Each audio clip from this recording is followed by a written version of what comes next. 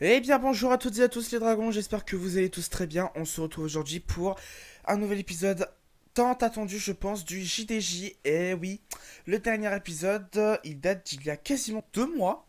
Donc ouais, je pense que ça fait du bien de rafraîchir un petit peu la playlist, hein, la liste de vidéos quoi. Donc pour fêter le retour de cette série, écoutez, aujourd'hui on va parler d'un jeu que vous connaissez tous, plus ou moins, même de nom. C'est le jeu Super Mario le plus vendu qui n'ait jamais existé. Et c'est également la référence très souvent quand on parle de la Nintendo DS. C'est un très vieux jeu qui nous a de toute façon tous marqués. Et bah je pense que vous l'avez remarqué rien qu'avec le titre. Aujourd'hui au JDJ les amis, les dragons, on va parler de New Super Mario Bros. C'est parti!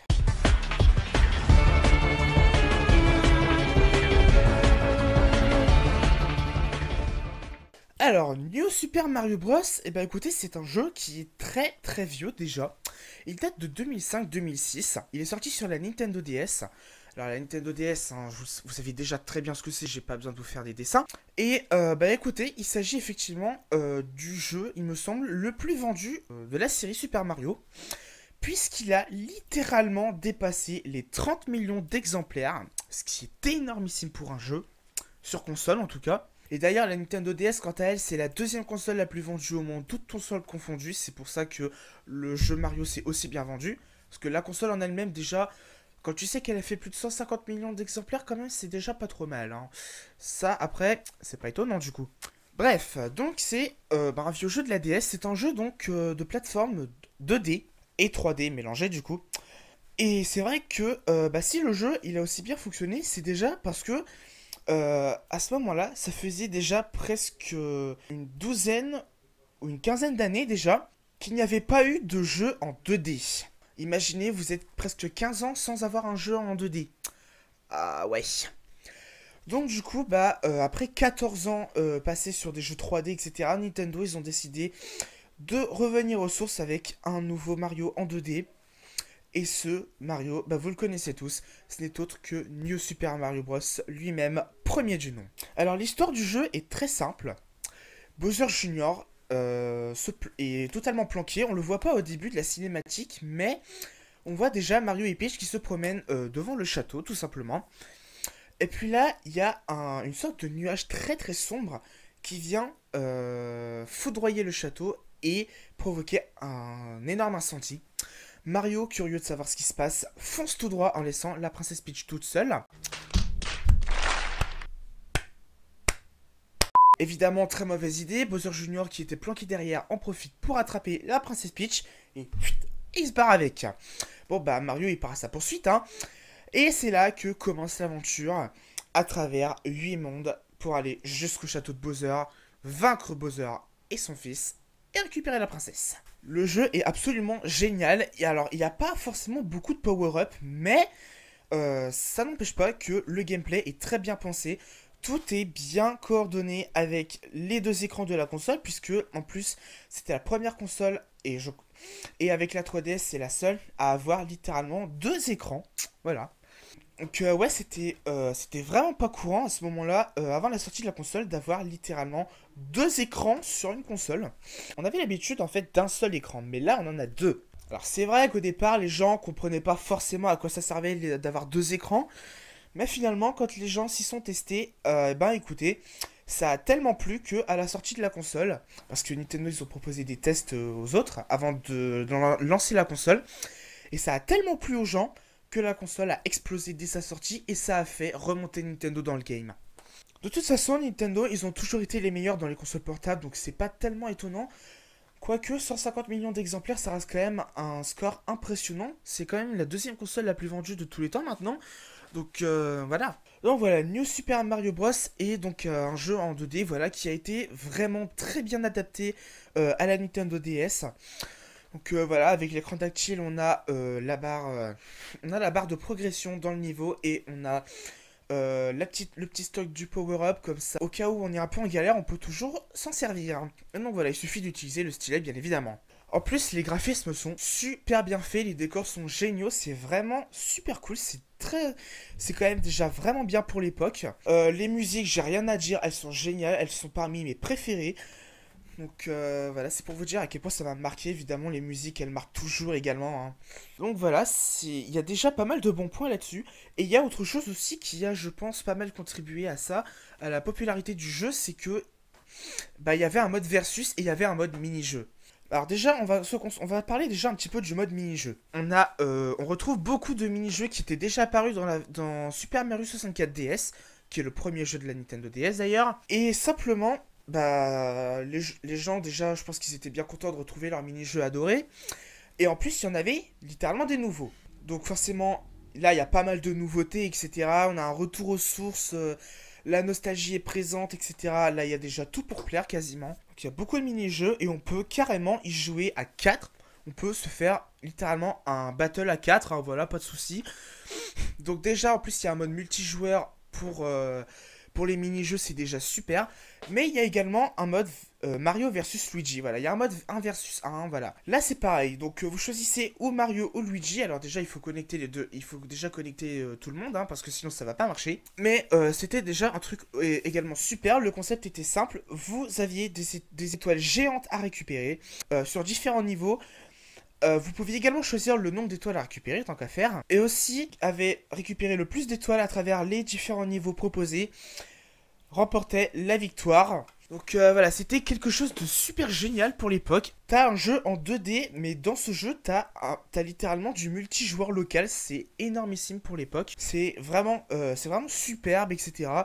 Donc voilà, tout ça, ce sont plein de choses qui ont vraiment bien contribué comme il faut à la popularité du jeu. C'est pour ça que maintenant, il s'est vendu à plus de 30 millions d'exemplaires. Ce qui est encore une fois énorme pour un jeu de console. Ensuite, bah, les niveaux justement, ils sont vraiment bien pensés, etc. La maniabilité de Mario est assez simple. Voilà, on est vraiment sur un retour aux sources, hein. Donc pour contrôler Mario, 2 boutons et une croix directionnelle, et le tour est joué. Mais là, sur la DS, il y avait 4 boutons et on pouvait simplement inverser. Si on utilisait A et B, on pouvait inverser pour que ce soit, par exemple, X et Y. Pourquoi pas. Après, ça dépend des joueurs, mais bon, on sait jamais. En tout cas, c'est quand même un jeu qui a vraiment, mais alors vraiment fait son temps, quoi, parce que il a été vraiment très populaire et maintenant, c'est assez difficile de trouver et si on le trouve, et bah, il revient un petit peu cher, je pense, parce que maintenant, c'est un jeu qui est très dur à retrouver. Déjà, dans les Micromania, il n'y en a même pas dans les jeux d'occasion DS, donc voilà, hein, c'est pour vous dire, j'en ai pour l'instant pas vu. Et du coup, moi, ce jeu, il m'a marqué parce que c'est vrai que j'y ai énormément joué. Moi, il y a un monde qui m'a marqué, c'est le monde 3. Voilà, c'est le monde 3, parce que quand j'étais petit, j'étais tout le temps bloqué au premier niveau du monde 3. Enfin, j'étais tout le temps entre guillemets, parce qu'en réalité c'était pas du tout difficile comme le premier niveau, hein. Pour ceux qui se rappellent, c'est celui avec un énorme poisson violet qu'on appelle communément le Chipchomp et qui essaie de vous bouffer H24 tant que vous n'êtes pas sorti de l'eau. Bah moi j'étais tout le temps bloqué à ce niveau là et je demandais tout le temps à quelqu'un de le faire pour moi. Voilà, je demandais souvent à ma soeur ou à ma cousine quand elle venait. Et c'est vrai que je jouais beaucoup au mode versus avec ma cousine, je m'en rappelle. Oh là là, je pense que là on a tous de la nostalgie qui revient tellement ce jeu nous a marqué. Et comme beaucoup d'entre vous ont quasiment mon âge, vous savez, je pense que vous aussi vous vous amusez énormément sur ce jeu. À vrai dire, j'y ai rejoué l'été dernier et franchement ça m'a fait super plaisir d'y rejouer, c'était vraiment génialissime. J'aimerais bien pouvoir vous le faire un jour sur ma chaîne, faudrait que j'y pense. Mais bon, après là, c'est un peu compliqué. Mais voilà. Ça, je l'ai expliqué aussi il y a longtemps, mais je vais pas revenir là-dessus. Et aussi, il faudrait quand même que je vous parle également des décors, parce que les décors, ils m'ont beaucoup marqué aussi. Je vais vous expliquer pourquoi. En fait, quand j'étais gosse, en fait, les décors, ils me donnaient toujours l'impression que c'était un monde vierge, quasiment vierge, en fait, qui était inexploré. Et moi, en fait, ce que je voulais, c'était toujours d'aller. Je me demandais s'il n'y avait pas un moyen d'aller directement dans les décors. Peut-être qu'il y avait d'autres trucs à aller explorer, etc. Je me suis toujours demandé ce qui pouvait bien se cacher derrière tous ces décors, etc. Donc, ouais, ça m'a marqué aussi. Ah là là. Dire que c'est quand même un des premiers jeux auxquels j'ai joué, c'est avec ce jeu vraiment que j'ai commencé. Et à l'époque, je me doutais pas qu'il était si populaire que ça. C'est incroyable. C'est énorme. Donc voilà, vous vous doutez bien que... de toute façon, il existe maintenant des let's play, etc. Il y a des gens qui ont encore le jeu. Et en même temps, je peux comprendre, ce jeu, il a tellement marqué les esprits des joueurs que bah finalement, bah tout le monde s'en souvient encore de ce jeu de toute façon. Donc que vous y ayez joué ou pas, je pense que même de nom vous le connaissez. Donc forcément, même pour ceux qui n'ont pas joué. Hein. Mais c'est vrai que comme c'est le jeu le plus vendu de la console, bah ça pourrait très bien être la référence, ou en tout cas une des grosses références quand on parle de la DS.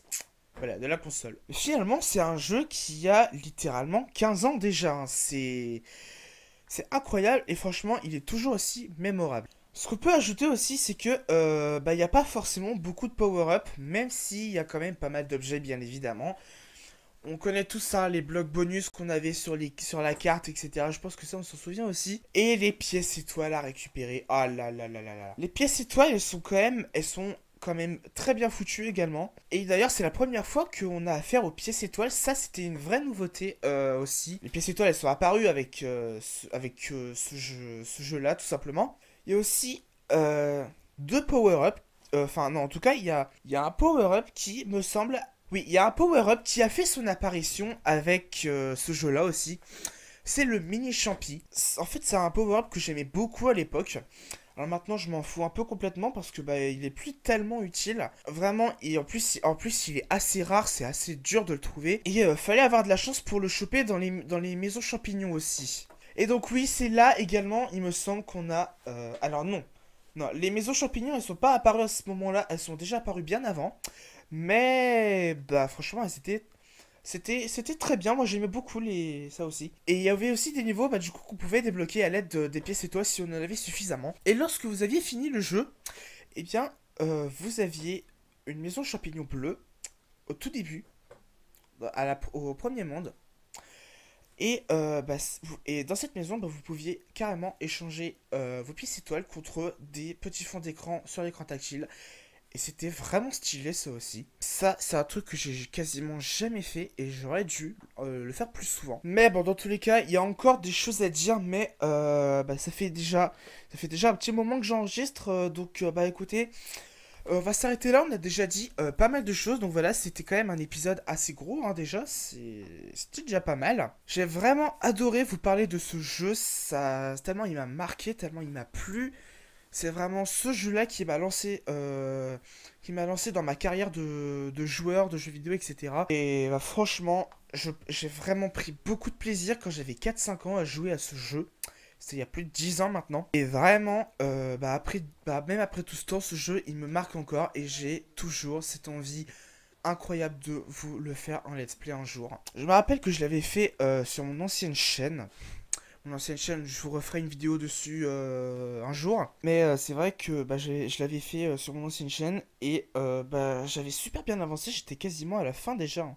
En tout cas, toujours est-il que à l'heure actuelle, je peux pas le faire parce qu'il me faut... si vous connaissez, pour les plus connaisseurs, vous connaissez peut-être la 3DS Capture Board qui est très chiante à trouver. Et elle coûte extrêmement cher. Bah en fait je l'aimerais bien parce que bah, j'ai une 3DS, hein, j'ai plein de consoles, j'ai plein de DS et 3DS là. Mais elles sont pas, mais je peux pas les brancher sur l'ordi, je peux pas directement vous faire des gameplays avec une bonne qualité, etc. Donc ça c'est vraiment très très embêtant. Mais un jour je vous promets que le premier jeu DS que je ferai ce sera celui-là et aucun autre. En tout cas merci à toutes et à tous d'avoir suivi ce nouvel épisode du JDJ. C'est vrai que ça fait longtemps que je n'en ai pas fait un, donc j'espère que celui-ci vous plaît. Et puis bah on se retrouve très bientôt pour de nouvelles vidéos. J'espère que celle-ci vous a plu. Si c'est le cas, vous pouvez lâcher un pouce bleu et vous abonner à la chaîne. Et on se retrouve très bientôt pour de nouvelles vidéos. Salut à toutes et à tous, c'était Dragendo. À la prochaine. A plus tout le monde.